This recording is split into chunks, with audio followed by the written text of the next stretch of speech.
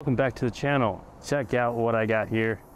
This is brand new and we are going to be installing on the 4Runner. This is the Goal Zero solar panel Boulder 100 right here. We have a Yeti 1500 power station here, and then we have the Yeti Link, which is going to allow us to use the vehicle's alternator to charge the power station while we're driving, so that way it stays topped off. Super amazing. I didn't even know that anybody made something like that until I found out. So I bought the whole kit. Got this here. This is the tank extension cable. This hooks up to the alternator or battery. Has a fuse block in there as well. And this is the mounting brackets for the Boulder 100. So let's get everything opened up and show you guys what it looks like. So this is our 2016 Toyota 4Runner. This here is the roof rack we're going to be installing it on. This is the 4Runner Slimline roof rack. One of our favorite roof racks because you can bring a prep table and a camp table right into the rack. And up here is where we are going to be installing the solar panel. The brackets that come with the kit does sit a little bit high, but so do my lights currently, so it's going to be okay. Maybe down the road I will make a more low profile bracket for the panels, but for now we're going to use what it comes with. And over here we have the Boulder 100. You guys can see here it's a pretty big solar panel, so it's going to take a little bit of space on that rack.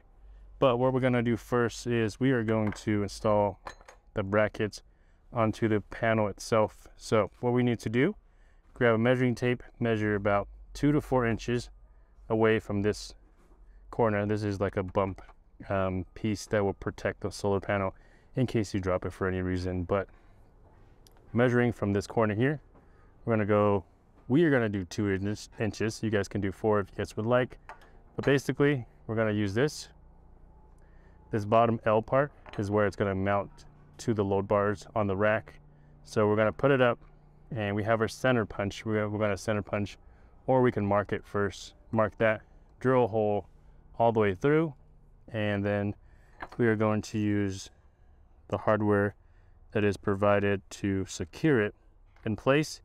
Repeat to all 3 of the other brackets, and then we're going to move the panels up to the rack.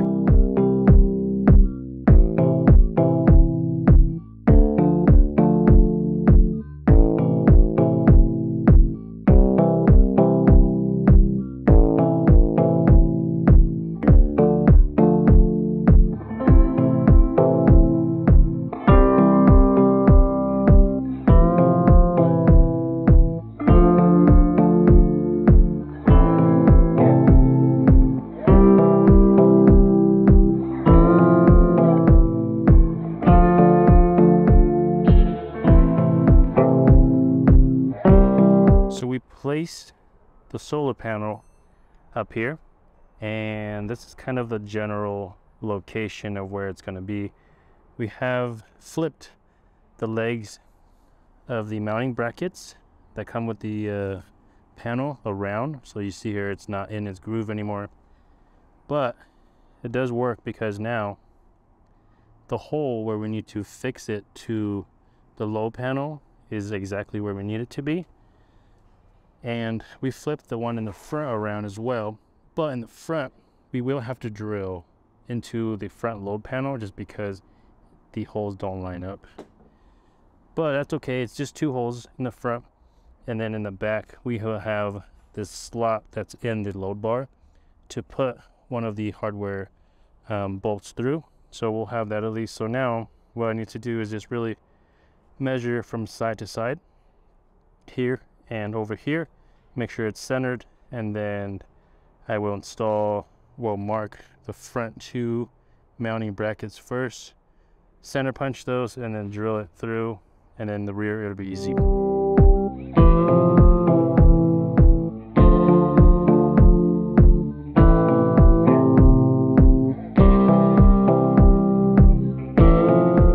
All right, so we got the holes drilled for these brackets in the front here, and Now we found a bolt that was long enough. We got a lock washer on there and a regular washer. Now we just need to tighten it up here. Now for the rear bracket, we're going to be using one of 4Runner's bolts and nylon locking nut here. So I'm going to lift the Boulder 100 up. There's a drop-in point on the load bar, so I drop that in there. I just need to slide it over a little bit, and then it'll fall into the hole on the bracket, and then I'll put the nylon locking nut on top. I'm not going to use a washer just because that bolt is short and I need the nylon to be reached by the bolt underneath. So I'll tighten it down, and then we'll do the same to the other side, and then this thing will be good to go.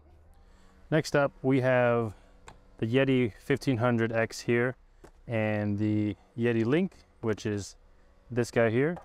So when you first open it up, there's going to be a few cords in here that you'll need to take out. So we will go ahead and remove that. There's another one over here, but I'm going to leave that one for now. Down in here, there's going to be 1, 2, 3, 4, 5, 6 Phillip heads that we will need to take out. Basically, the Yeti Link will go right here. And when it comes from Goal Zero, there will be a cover on both sides so you can use their link or any other accessories that they offer. So we will take these 6 screws out first. And in the Yeti Link, they provide longer screws. There's only going to be 4, I believe. And that's going to allow us to hold the Yeti Link secure in place. Once we have all 6 of the short screws out, we set that down, and then this part will come out just like this. Now we can plug the Yeti Link in. So in here, there's a blue connector. On the left side, it's going to be negative. The right side is positive, and it's labeled right here. And then there's going to be a little tiny micro USB in the corner. So we will go ahead and plug everything in.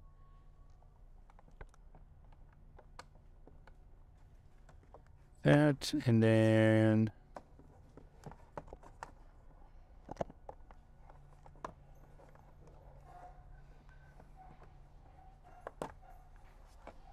you'll see it light up once it's in. Then we can kind of guide it down into where it's going to be in. Then it should be flush with the front of this. Then we can use the new longer screws to secure it, and they're going to be in these grooves. So you'll need some kind of long, skinny Phillips head screwdriver to fit in there to get it down. So what we have done now is we have wired in our fuse block. This is where it's going to sit temporarily, and we might just 3M tape it here, or I might extend this and have it somewhere else. But currently the red wire goes to the positive, the green and black wire goes to the negative. Your battery might look a little different, but essentially that's all you do, red and black. And then on the other end, you connect it to the extension. You will run it through your vehicle, and depending on where your power station is going to live. So right in my trunk here is where my Yeti 1500X is going to live. So there will be a Dometic fridge and slide on this side. The 1500X is currently turned, and that is because I'm going to show you guys the cable here. So this is the extension cable that will come with the Yeti Link that we have ran through the truck, along with the solar panel 30-foot extension cable, as you guys can see here. I still have plenty of cable if I wanted to take the Yeti Link or unplug the Yeti Link from the power station and then bring this out, for example, out here where some other stuff, you know, cooking table or whatever will be, so that way I can use it outside of the vehicle, still be connected to the solar on the roof, which I will show you guys in just a little bit. But flip this back around. I have the cord long enough so that way I can bring it pretty much all the way up here. Super reachable. You know, access the top, and then the solar panel cable plugs in right here, just like that, and we got power. I'll show you guys, of course, when we get outside in the sun, so that way I can show you guys both the charging input of both the panel and when the truck is running and providing over 13 volts to the Yeti Link to charge this guy up. So the Boulder 100 is on the roof, like you guys saw earlier. The cable that comes with it is bundled up and just zip tied right there. And then I have the 30-foot extension cable for the panel plugged in right there. And then I have it ran down here. This here is a KC wire hider that I have on pretty much all of my vehicles to hide the wires all the way down and then into the engine bay. And then from there, it runs down here and then all the way underneath. So both the Yeti Link extension and then the solar 30-foot extension is running together down here all the way, and then down underneath here there's a rubber grommet that I went up into here and ended up right here. So you can see there are two cables. The thicker one is the Yeti Link cable, and then the skinnier, smaller one is the solar panel cable. So I have everything wired up and this thing is good to go. So I have the 4Runner outside of the shop here. I want to show you guys the Yeti 1500, the solar panel, and the Yeti Link, everything in action. So currently there is zero input. Plug in the solar panel cable, and then immediately you guys will see some wattage. So there's not going to be a lot today just because there is a lot of clouds out today. So this thing is not at its full potential as far as input wattage, but you guys get the point. It does work.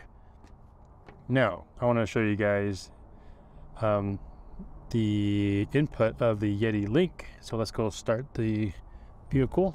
So let's hop in here, start this thing up,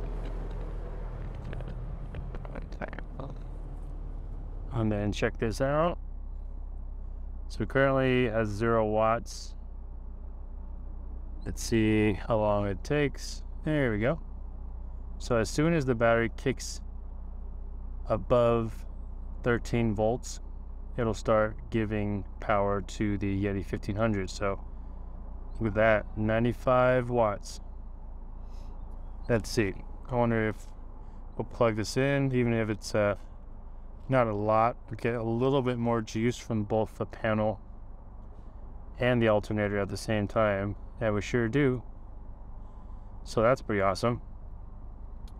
But yeah, so now if we wanted to, we can obviously just keep the solar panel cable plugged in, and then we are going to for sure keep the Yeti Link cable plugged in.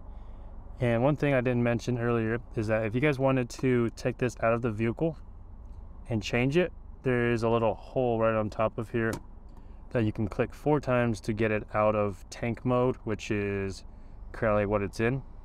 That will allow you to continually charge no matter what.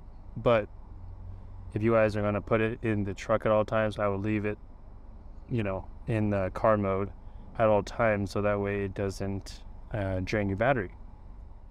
All right guys, so this is such a cool setup, and I honestly didn't know that you could wire your power station up to your alternator or battery and charge it, especially when you guys are driving. So I've always thought, like, when I'm driving to camp and I have my fridge and other stuff that is plugged into the Goal Zero, that is just draining, and by the time I get to camp it's not 100%.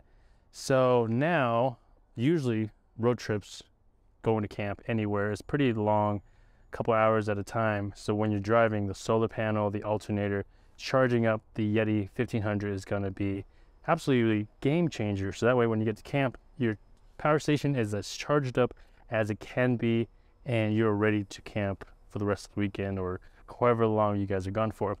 But that is going to be it for this video, guys. I'm going to link these products down in the description if you guys want to check them out. Definitely check out Goal Zero. They are definitely one of the higher up guys that have been in this power station game for a long time, probably one of the first. So definitely check them out. That's going to be it for this video, guys. We will see you guys next time. Peace.